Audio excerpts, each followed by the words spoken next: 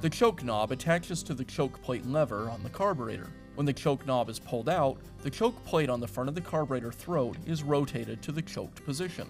The choke draws additional fuel into the carburetor during a cold start. After years of use, the arm that attaches the knob to the choke lever may become fatigued and break off. The knob might be broken accidentally by dropping the saw, kicking the choke knob while starting, or if something else falls on the saw. Replacing the choke knob is a repair that you can do yourself, and I'm going to show you how. I'll go ahead and remove the top cover to get access to the ignition switch and the choke knob.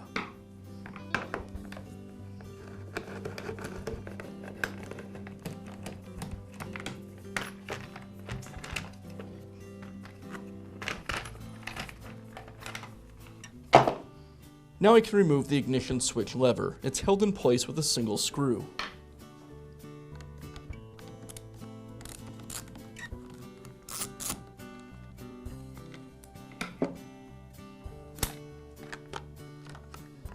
With the ignition switch lever out of the way, now I can remove the choke knob. I'll just pivot it around and pull the small plastic arm away from the carburetor. Now I can install the new choke knob. I'll insert the small plastic arm through the hole in the carburetor.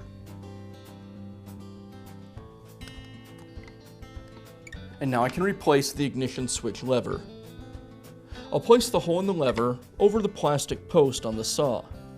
I also have the second ignition contact. I'll need to pull this out of the way as I install the switch.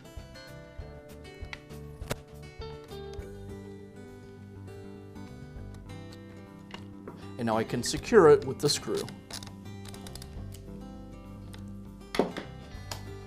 And now I can replace the saw's top cover.